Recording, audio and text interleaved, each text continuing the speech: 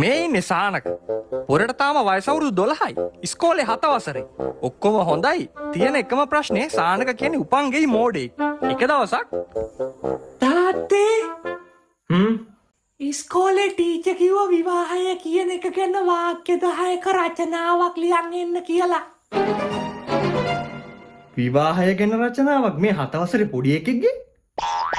සානකගේ තාත්තා ඉතින් සානකත් එක්ක විවාහය ගැන රචනාව ලියන්න පටන් ගත්තා. වාක්‍ය 10ක රචනාව. සානකගේ ගෙදර ජීවත් උනේ සානකයි තාත්තයි සානකගේ සීයයි. සීයා හිටියේ ලෙඩ ඇඳේ. කොයි වෙලෙත් සීයට මල පහ මුත්‍ර යනවා ඇඳේදිම. දැන් සීයට වයසයිනේ. ඒ විදිහට ටිකක් තිබ්බනම් ඇතිනේ. තව එක වාක්‍යයක් ඕනේනේ. මෙහෙම ලියපන්.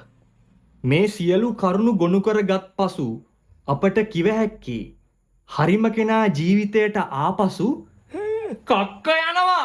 අයියෝ තාත්තේ. සුබ උදෑසනක් ළමයින්. මම විශ්වාස කරනවා මම ඊයේ ලියන් එන්න කියපු රචනාව ඔයාලා හැමෝම ලියාගෙන එන්න ඇති කියලා. අපි එක්කෙනෙක් එකක් කියවමු. සානක පුතා කියන්න බලනවා ලියන් ආපු රචනාව. විවාහය යනු ඕනෑම පවුල් සංස්ථාවක සමාජයක මූලික අඩිතාලමයි. ෂා ඒ වචන ටික දිගටම කියවන්න. හරිම ලස්සනයි. අහන් ඉන්න. ආදරය මුල් කරගෙන වාගේම විවාහ යෝජනා සුරින්ද විවාහයන් සිදුවේ. දැක්කද ළමයි? අන්න එහෙම තමයි නිවැරදිව රචනාවක් ලියන්නේ. වචන පාවිච්චි කරලා තිනවා හරිම ලස්සනයි සානක. හරියට මුල මැද අග ගොනු කරලා තියෙනවා. තව වාක්‍ය තියෙනවද පුතේ? අන්තිම වාක්‍ය සර්. කියවන්න. ඒකත් කියවන්න. මේ සියලු කරුණු ගොනු කරගත් පසු අපට විශ්වාස කළ හැක්කේ හරිම කෙනා ජීවිතයට ආපසු කක්කා යන බවයි. ඈ? කක්ක යනවා? එහෙම තමයි තාත්තා කිව්වේ. ජීවිතේ හරිම කෙනා හම්බුනම කක්ක යනවා? පේනවනේ තාත්තේ. අමු මෝඩය කියන්නේ නිකන් නෙවෙයි. කාලයත් එක්ක සානක ලොකු වුණා. සානකගේ සීයා නැති වුණා. සානකගේ තාත්තත් වයසට ගියා.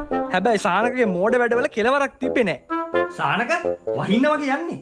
ෆෝන් එක බොබින් නැතු ගිහලා වෙලෙත් රෙදි ටික ගෙට ගනි. යකෝ තෝ රෙදි ගෙට ගත්ත හැටිද? මගේ අර හොදපු කලිසම් ටික ඔක්කොම තෙමිලා. ඉතින් රෙදි විතරනේ ගන්න කිව්වේ. මං ඒව නම් ගත්තා.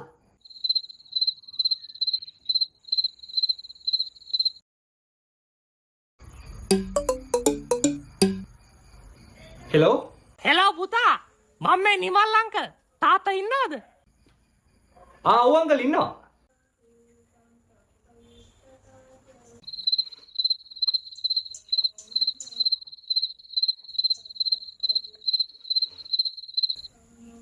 හෙලෝ හෙලෝ පුතා තාත්තා ඉන්නවද? ඔව් අංකල් තාම ඉන්නවා.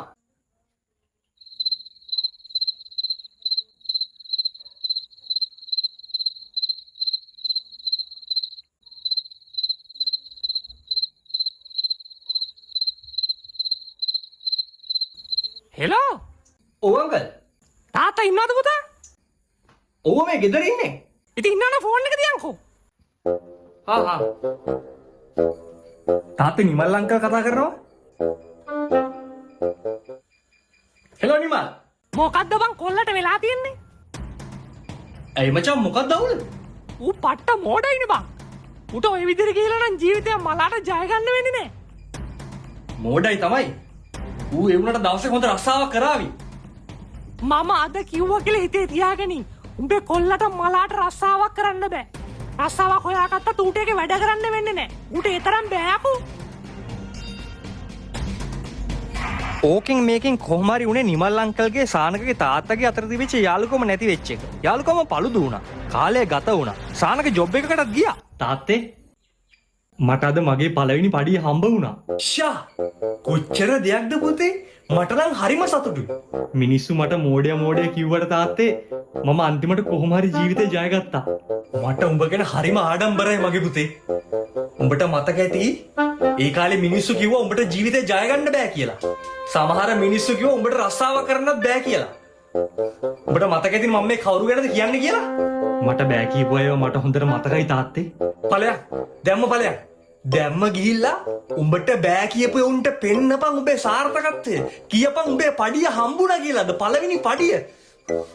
මට අදින්නම් රැට හොඳට නිදා ගන්න පුළුවන්. Tamanට බෑ කියපු අයට තත්ත්වෙ පෙන්වන්න යන සානක පිටත් වුණා. මේ ඉන්නේ මයක තෝහාගෙන තමයි මේ ආවේ. තොට මතකද මං ඉස්සර හැමදාම මේ පාර දිගේ ඉස්කෝලේ යනකොට තෝ මෙතනට වෙලා මගේ මූණට බෑ බෑ ගහලා හිටියා. තෝ කොච්චර බෑ කිව්වත් ඒකෝ මම දැන් ජීවිතේ ජයගත්තු මිනිස්සෙක්. මං අද මගේ ජීවිතේ පළවෙනි පඩිය ගත්තා. ඔතන බෑ බෑ කියන්නේ. කොහොර තෝගේ යාළුවා කලුවා. ඔකට කියපන් මං වෙලා කතා කරලා ගියා කියලා. එතන බෑ බෑ කියන්නේ.